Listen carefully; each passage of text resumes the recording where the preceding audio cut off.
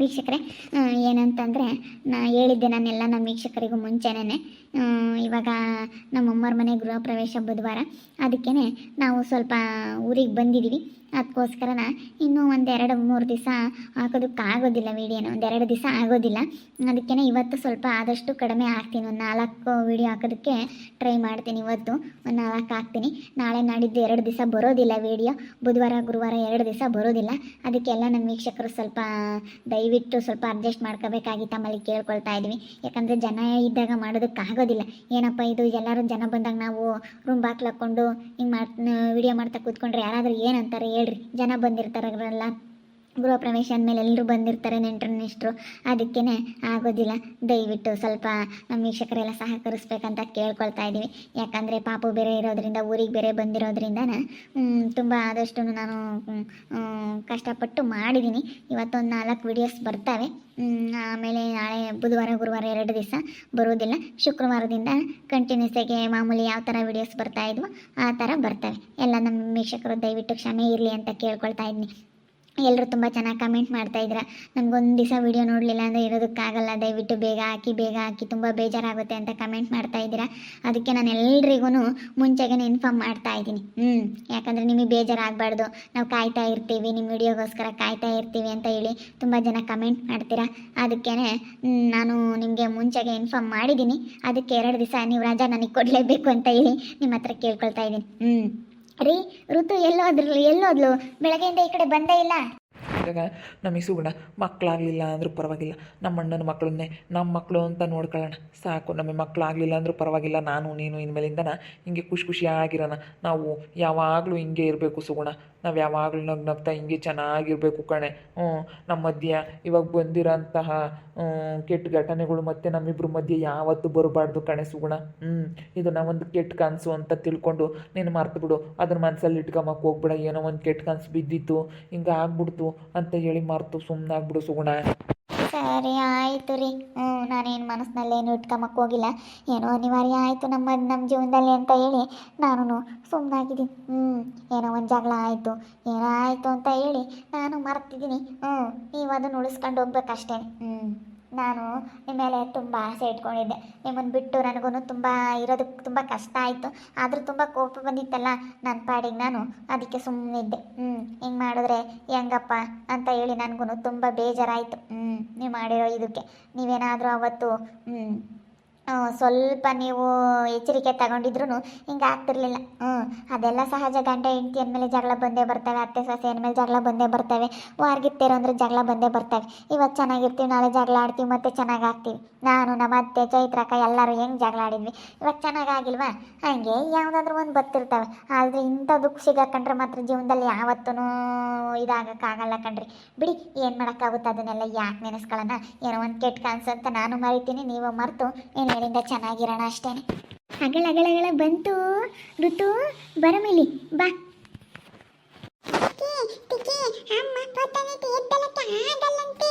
ಹೌದಾ, ಮತ್ತೆ ಅಡುಗೆ ಮಾಡ್ಬೇಕು ತಾನೇ ನಿಮ್ಮ ಅಮ್ಮನಿಗೆ? ಬೈಲಿ ಬಾ, ಉಕ ಬಾಯಿಲಿ. ಅಮ್ಮಗೆ ಏನಾಗಿತ್ತು ಸುಗುಣ ಅಕ್ಕೆಗೆ? ಯಾಕೆ ಎದ್ದೇಳ್ತಾನೆ ಇಲ್ಲ? ಅವ್ರು ಯಾವಾಗ್ಲೂ ಬರೀ ಮಲ್ಕೊಂಡೇ ಇರ್ತಾರೆ. ಅವ್ರಿಗೆ 2 ಬೇಬೀಸ್ ಇದಾವಲ್ಲ, ಅದಕ್ಕೇ ಅವ್ರಿಗೆ ಎದ್ದೇಳೋದಕ್ಕಾಗೋದಿಲ್ಲ. ತುಂಬಾ ಹೊಟ್ಟೆ ಭಾರ ಅನಿಸುತ್ತೆ. ಅದಕ್ಕೇ ಅವರು ಎದ್ದೇಳೋದಿಲ್ಲ ಕಣ್ರಿ. ಅದಕ್ಕೆ ನಾನು ಎಲ್ಲ ಮಾಡಿಕ್ತೀನಿ ಕಣಕ್ಕ, ನೀವು ಸುಮ್ಮನೆ ರೆಸ್ಟ್ ಮಾಡಿರಿ ಅಂತ ಹೇಳಿದ್ದೀನಿ. ಇವಾಗ 2 ಮಕ್ಕಳಲ್ಲ, ತೂಕ ಈಗ ತುಂಬ ಚೆನ್ನಾಗಿ ಬೆಳವಣಿಗೆ ಚೆನ್ನಾಗಿದ್ದಾರಂತೆ. ಅದಕ್ಕೆ ಡಾಕ್ಟ್ರು ಹಂಗನ್ಸುತ್ತೆ 9 ತಿಂಗಳವರೆಗೂ ಸ್ವಲ್ಪ ಅಡ್ಜಸ್ಟ್ ಮಾಡ್ಕೊಳ್ಳಿ, ಏನಾಗೋದಿಲ್ಲ.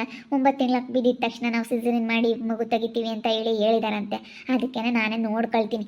ಸರಿ ಆಯ್ತು ಸುಗುಣ, ಹೆಂಗೂ ಬಿಡು. ನಮ್ಮ ಅತ್ತಿಗೆ 2 ಪಾಪು ಆಗ್ತಾ ಇದ್ದಾವೆ. ನಮಗೆ ಮಕ್ಕಳಾಗಲಿಲ್ಲ ಅಂದರೂ ಪರವಾಗಿಲ್ಲ, ನಮ್ಮ ಅತ್ತಿಗೆಗೆ 2 ಪಾಪು ಆಗ್ತಾ ಇದ್ದಾವಲ್ಲ.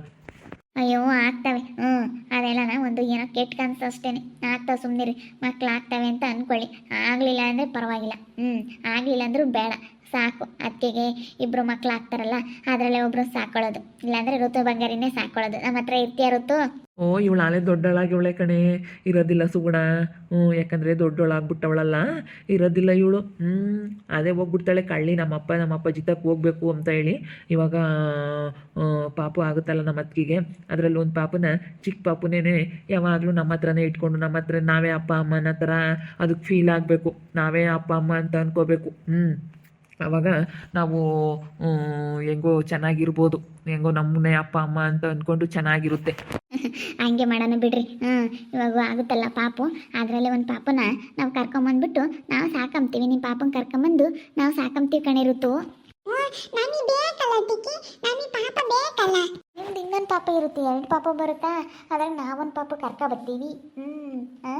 ನಾನು ನಿಮ್ಮ ಟಿಕ್ಕಪ್ಪ ಒಂದು ಪಾಪ ನೋಡ್ಕೊಂತೀವಿ. ನಮ್ಮ ಅಪ್ಪಾಜಿ ಮಾಡಿಕೊಳ್ಳುತ್ತೆ. ನಮಗೂ ಬೇಕು, ನಮಗೂ 2 ಪಾಪ ಬೇಕು. ನೋಡು 2 ಪಾಪನೂ ಬೇಕು ಅಂತ ಹೇಳ್ತಾ ಇದ್ದಾಳೆ. ಹೋಗಿ ಸುಗುಣ, ಸ್ವಲ್ಪ ಹೋಗಿ ಚೈತ್ರಪ್ಪನ ಕಡೆ ನೀನು ಅದಕ್ಕೆ ಕಡೆ ಸ್ವಲ್ಪ ನೀನು ಕೇರ್ ತಗೋ. ಹೋಗಿ ಅದಕ್ಕೆನ ಚೆನ್ನಾಗಿ ನೋಡ್ಕೊ. ಯಾಕಂದರೆ ನಮಗಂತೂ ಮಕ್ಕಳಿಲ್ಲ ಅಂದಮೇಲೆ ಅವ್ರಿಗೂ ಮಕ್ಕಳಾದವನ್ನ ಚೆನ್ನಾಗಿ ನೋಡ್ಕೊಳ್ಳೋಣ ಸಾಕು. ಇವಾಗ ನಾನು ಆಗ್ತವೆ ಅಂತ ಅಂದ್ಕೊಂಡಿದ್ದೀನಿ, ಏನು ಮಾಡೋಕ್ಕಾಗುತ್ತೆ. ಆಗಲಿಲ್ಲ ಅಂತಂದ್ರೆ ಮಕ್ಕಳಿಂದ ಏನು ನಮಗೇನು, ಇವಾಗ ಮಕ್ಕಳಿಲ್ಲ ಅನ್ನೋದಕ್ಕಿಂತ ನಮ್ಮ ಅಣ್ಣನಿಗೆ ಮಕ್ಕಳಾಗಿದ್ದಾವಲ್ಲ, ಅವ್ರ ಮಕ್ಕಳೇ ನಮ್ಮ ಮಕ್ಕಳು ಅಂದ್ಕೊಂಡ್ರೆ ಅಷ್ಟೇ ಸಾಕು. ಏನೋ ತಲೆ ಕೆಡಿಸ್ಕೊಳ್ಳೋಂಥ ಅವಶ್ಯಕತೆಯೇ ಇಲ್ಲ. ಸರಿ ಆಯ್ತು ಬಿಡ್ರಿ. ಇನ್ನೂ ಟೈಮ್ ಐತೆ, ಇನ್ನು 7 ತಿಂಗಳಾಗೈತೆ, ಇನ್ನು 3 ತಿಂಗಳು ಬೇಕು. ಇನ್ನು 9 ತಿಂಗಳಿಗೆ ಬಿದ್ದಾಗ ಸೀಸರಿನ್ ಮಾಡ್ತೀವಿ ಅಂತ ಹೇಳವ್ರಿ. ಯಾಕಂದರೆ ಪಾಪು ತೂಕ ಸ್ವಲ್ಪ ಹೆಚ್ಚಾಗ್ಬಿಟ್ಟು, ಏನು ಹೆಚ್ಚಾಗಿಲ್ಲ, ಸ್ವಲ್ಪ ಇಬ್ಬರು ಮಕ್ಕಳು ಅಂತಂದರೆ 1.5 kg ಅಂದರೆ ಅಲ್ಲಿ ಈಗಲೇ 7 ತಿಂಗಳು 3 kg ಆಗಿರ್ತತೆ. ಆಮೇಲೆ ಹೋಗ್ತಾ 2 kg ಒಂದೊಂದು ಪಾಪು ಅಂತಂದ್ರೆ 4 kg ಹೊಟ್ಟೆಲಿ ಇಟ್ಕೋಬೇಕಂದ್ರೆ ಯಾರಿಗೆ ತಾನೇ ಆಗುತ್ತೆ ಹೇಳ್ರಿ. ಅದಕ್ಕೇ ಮಕ್ಕಳಿಗೆ ಸ್ವಲ್ಪ ಫಸ್ಟಿಗೆ ಬೇರೆ ಇವಳು ಹುಟ್ತಾ ಸೀಸರಿನ್ ಮಾಡಿದ್ರಲ್ಲ, ಅದು ತುಂಬ ನೋವಾಗ್ಬಿಟ್ಟೈತಂತೆ. ಅದು ವೆಯ್ಟ್ ಜಾಸ್ತಿ ಆದಂಗೆ ಅದು ಸ್ವಲ್ಪ ಜಾಸ್ತಿ ನೋವು ಕಾಣಿಸ್ಕೊಳ್ಳುತ್ತಂತೆ. ಅದಕ್ಕೆ ಡಾಕ್ಟ್ರು ಮಾತ್ರೆ ಎಲ್ಲ ಕೊಟ್ಟಿದ್ದಾರಂತೆ. ಮಾತ್ರೆ ಎಲ್ಲ ತಗೊಂಡಿರೋದಕ್ಕೆ ಕಡಿಮೆ ಆಗೈತೆ ಸುಗುಣ ಅಂತ ಹೇಳ್ತಾ ಇತ್ತು.